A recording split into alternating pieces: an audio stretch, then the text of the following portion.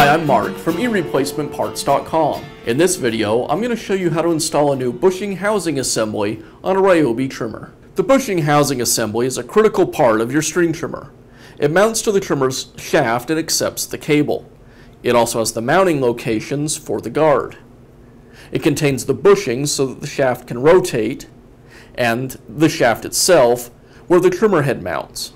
Common problems with the bushing housing assembly are broken mounting tabs, stripped out screw holes for the guard assembly, worn out bushings, a bent spindle, or stripped threads where the bump head knob mounts. Replacing the bushing housing assembly is easy to do, and I'm going to show you how. Bushing housing assemblies, as well as many other parts, can be found on our website. Let's get started.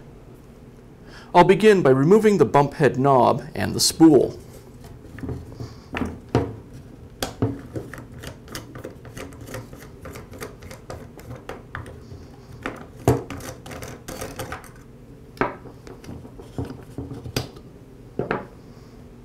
I'll use a small pick to pull the C-clip away from the shaft.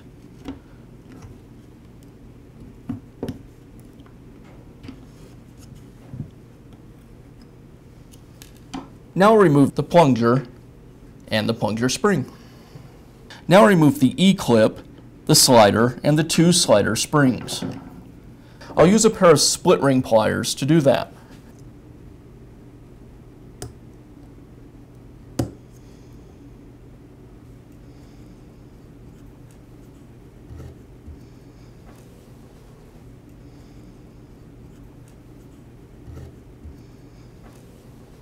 Now I'll remove the retaining clip that secures the trimmer head to the shaft. This part is not reusable, so you don't have to be real careful when you are removing it. I like to pry it away with a pick, and then use pliers or even a cutter to pull it away from the shaft if necessary. This one's going to come off pretty easily. Now I can remove the outer spool from the shaft. The plastic outer spool is pressed onto a metal nut on the back side. To remove it, I'll strike the end of the shaft with a rubber mallet. You don't want to use a steel hammer here because you will bend and damage the shaft.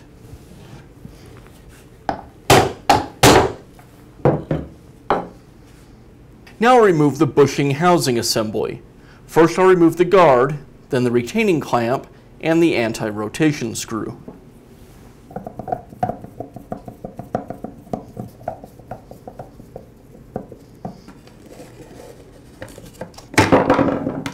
Next, I'll loosen the bolt that secures the clamp to the shaft.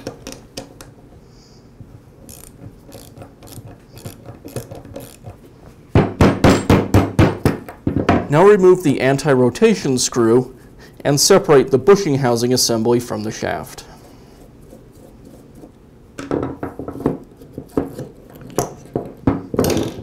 Now I can install the bushing housing assembly. Before I do though, I want to make sure that I remember to slide the retaining clamp over the shaft. Then the shaft into the bushing housing assembly. Make sure everything lines up. And I'll secure these two together with the anti-rotation screw and the clamp. Now I can install the outer spool. I'll slide it over the shaft, making sure to line up this recessed portion in the back with the nut on the shaft. Once I have those aligned, I'll tap the spool onto the nut. Now install a new outer spool retainer. I slide the retainer over the shaft. To install it, I'm going to use a special tool that I have. This tool has an inner diameter that's just slightly bigger than the diameter of the shaft. You probably won't be able to find a tool like this, but a piece of metal tubing that has that same inner diameter will work great.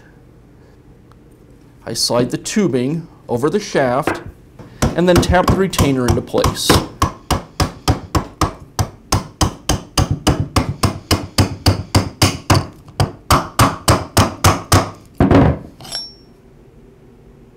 Now install the two slider springs back into the outer housing.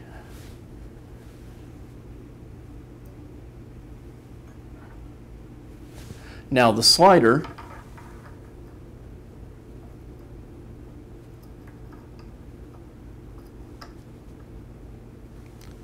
and this gets secured with the E-clip.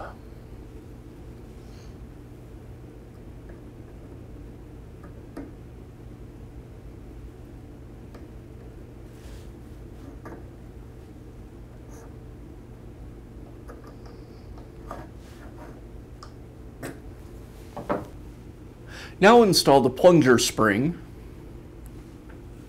and the plunger. You'll notice that there's some angled faces on the plunger. There are also angled faces on the slider, and I want to align those two together. Once in place, I'll press the plunger in and secure it with the C-clip. Now I'll install the spool. The spool comes pre-packaged with trimmer line already on it, and often the two lines are twisted together. This is just for shipping. So what I want to do is pull the lines away from each other so I have them extending out both sides of the trimmer head. You'll notice there's these clips on either side of the head, and those are to temporarily hold the line while we insert the spool into the trimmer head. So I'll line up each of the trimmer lines with the eyelets on the trimmer head.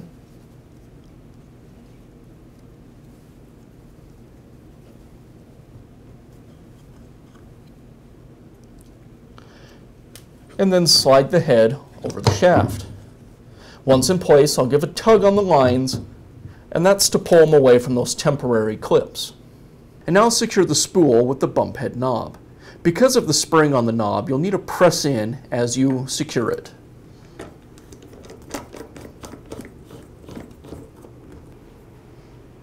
Now install the guard. You'll notice that the bushing housing assembly has this V portion on the front of it. There's also a V notch on the guard itself, and those need to be aligned. I'll slide the guard over the shaft, and then I'll secure it with the 4 screws.